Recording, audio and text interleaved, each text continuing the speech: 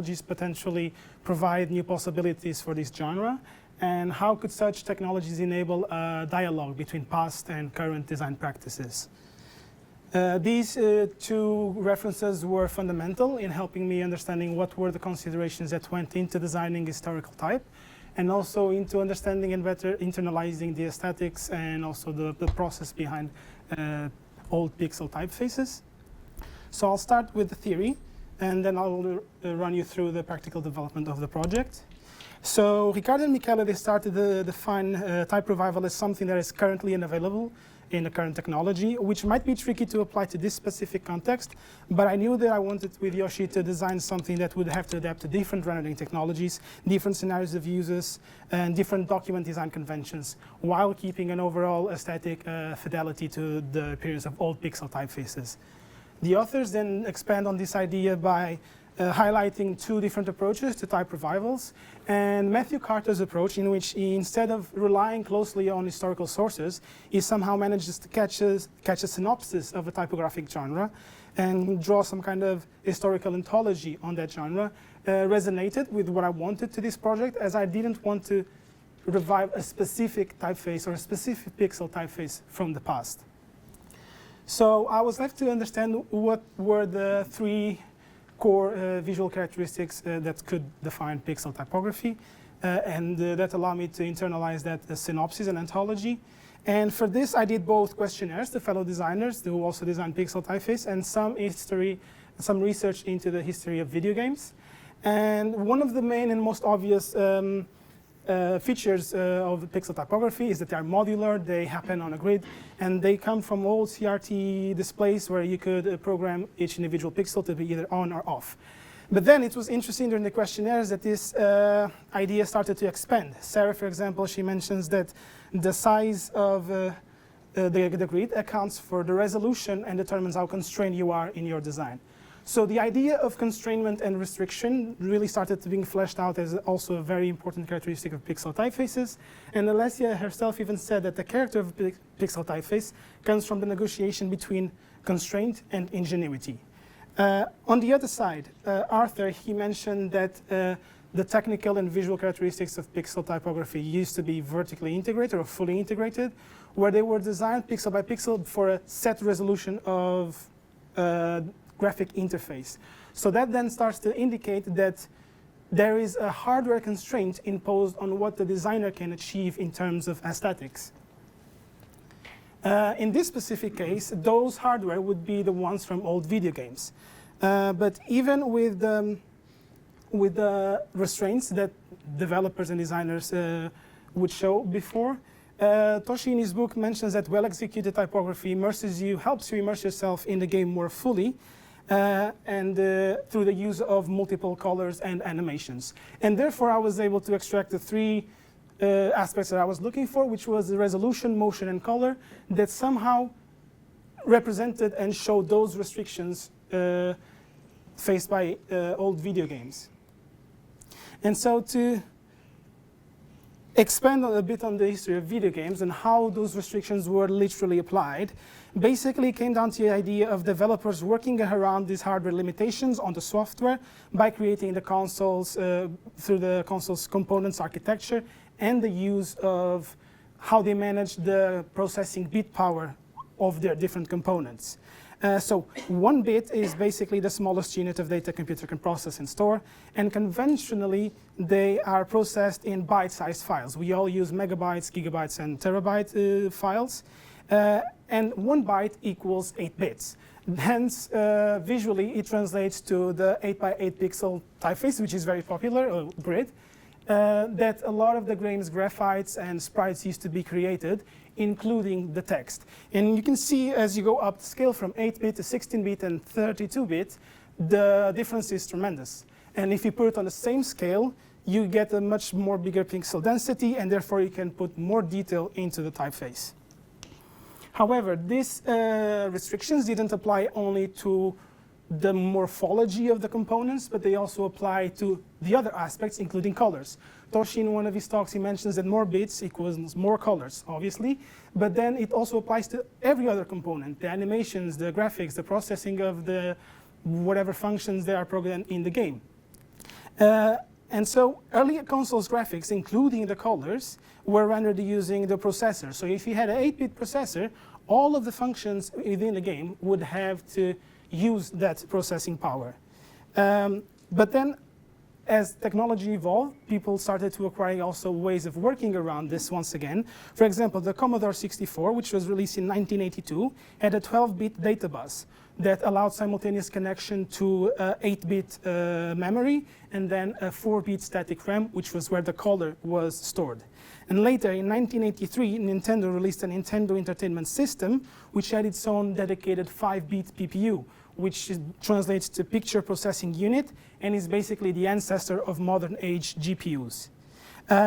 On the bottom side, you have the sequel of the NES, which is the Super Nintendo Entertainment System.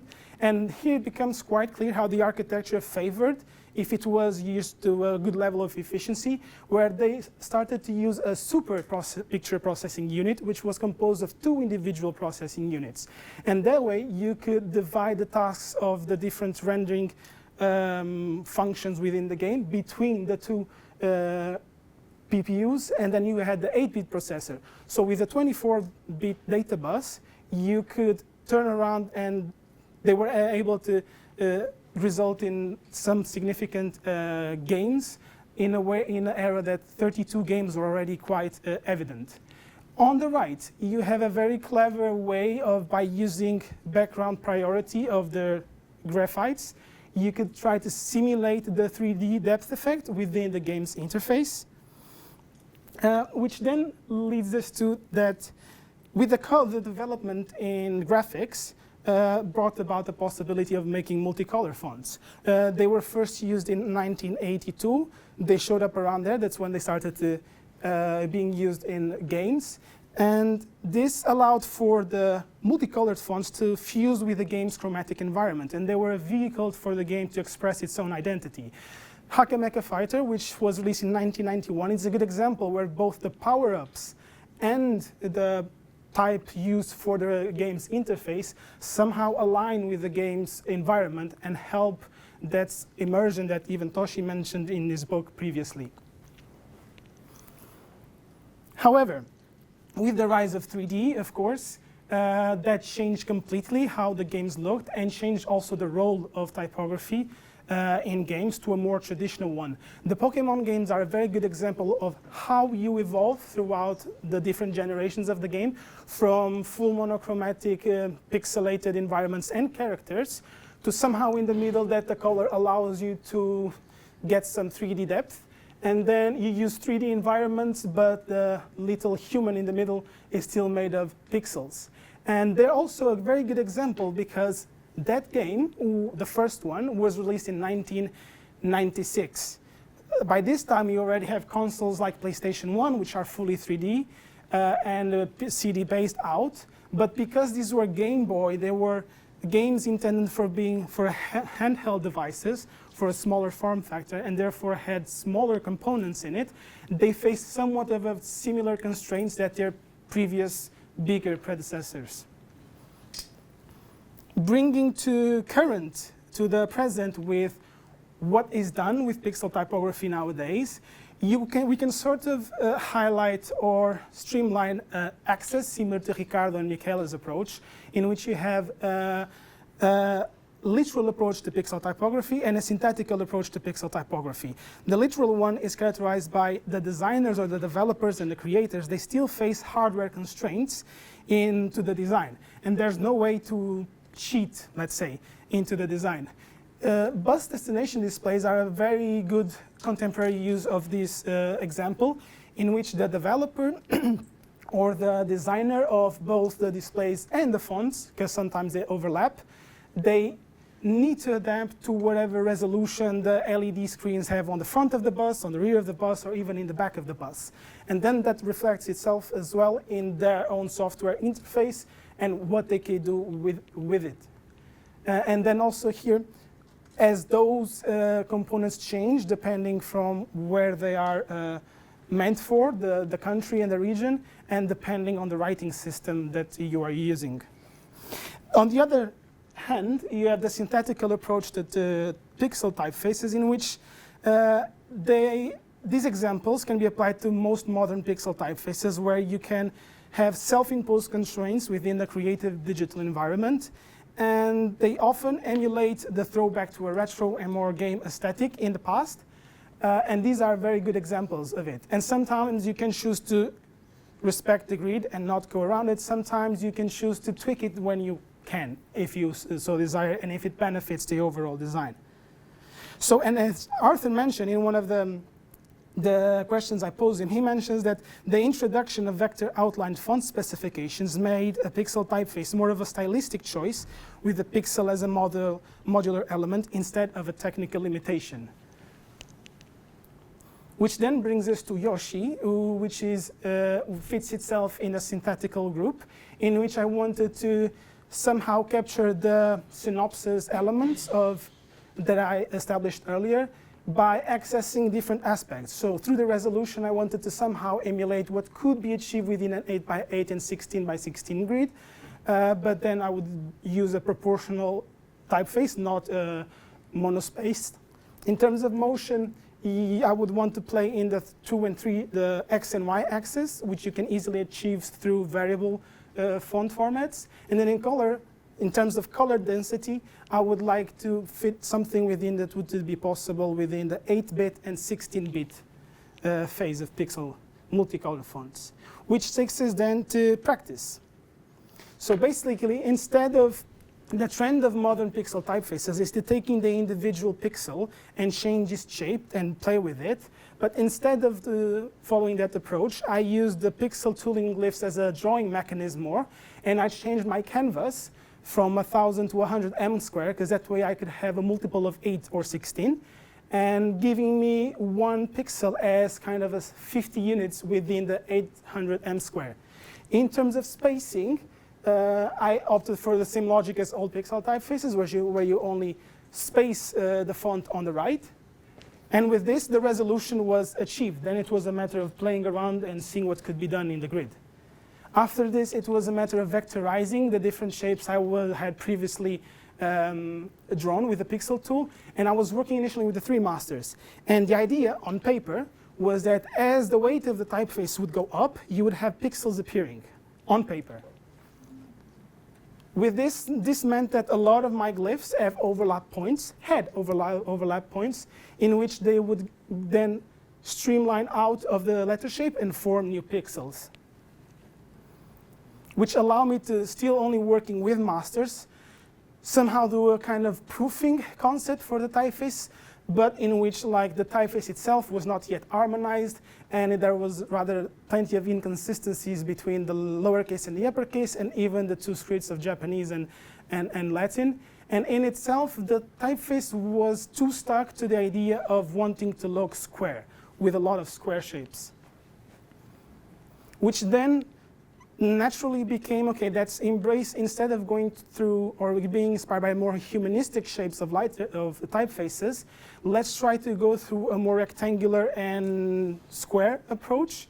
But there were still some inconsistencies, especially in the Japanese, even when the pixel density of the stroke between 2 pixels density and 1 pixel density wasn't well achieved, but it was getting there. As I kept working on it, I was able to come up with some more decent masters, which were, and these were still 3 different masters with no interpolation. And the squarish and rectangular approach further emphasized, I was leaning, especially here on the counter, I was not afraid to leaning towards more it when I started to look at also other Japanese references. And then it was good enough for me to then try interpolation. And in the interpolation process, it gave me some initial hiccups because I had to like make them compatible through the sequence of the points, but also the number of components or shapes you have in each glyph. And when I streamlined and made them compatible, the idea that looked good on paper started to show its flaws. You can see it especially in the R, the N, and the K, and in these 3 instances where these things would start to appear, and you wouldn't want to have that instance as a font, and it would provoke a lot of almost like a buzzing noise. So this made me to go back to the masters and think, okay, even for each instance, I can add a pixel for the typeface, which will work well on the heavier weights, but on the lighter weights, it will be more tricky, because the transition from 2 pixel density to 1 pixel density, those flaws will show up more. And it kind of worked, but then it gave me the problem where in the initial masters, the difference in weight was tremendous, and then in the bolder weights, there was almost no difference.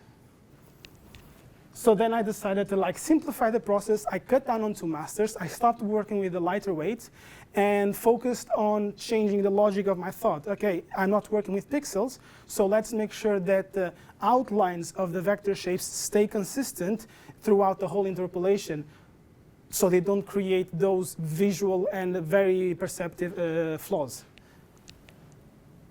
This allowed me to perform a better and smoother interpolation across the different weights. Still some spacing issues, especially on the kana. But then again, it was good enough for me to want to try and make proof of the third aspect, which was the color.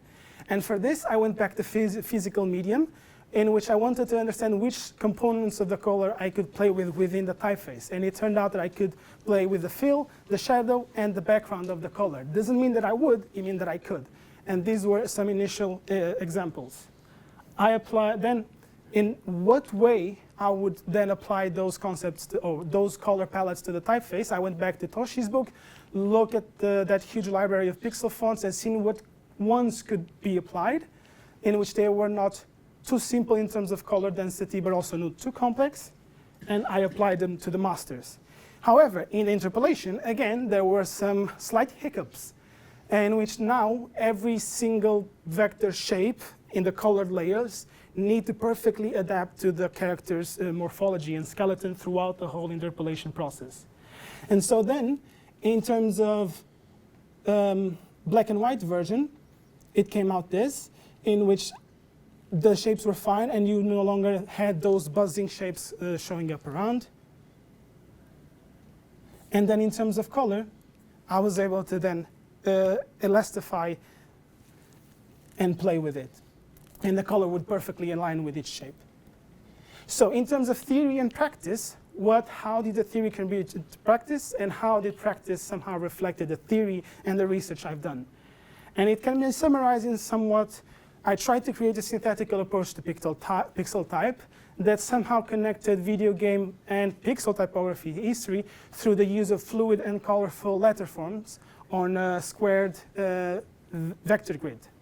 And although it's not finished, now the sky is the limit. I have the platform or the skeleton behind the whole mechanics worked out, and now it's a matter of adjusting the spacings, of adjusting small character shapes, and just play around with different color palettes, different color styles, and so on.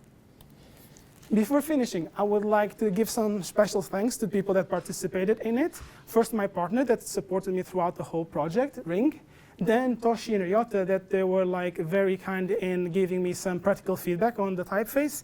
And then to all the people that allowed some time to collaborate with me in terms of research. Alana, Alessia, Alex, Arthur, and Sarah, and especially Yoni. He was the bus font developer and bus display programmer that I contacted with, and we went quite a bit of back and forth in order for me to understand this very niche world that he worked in.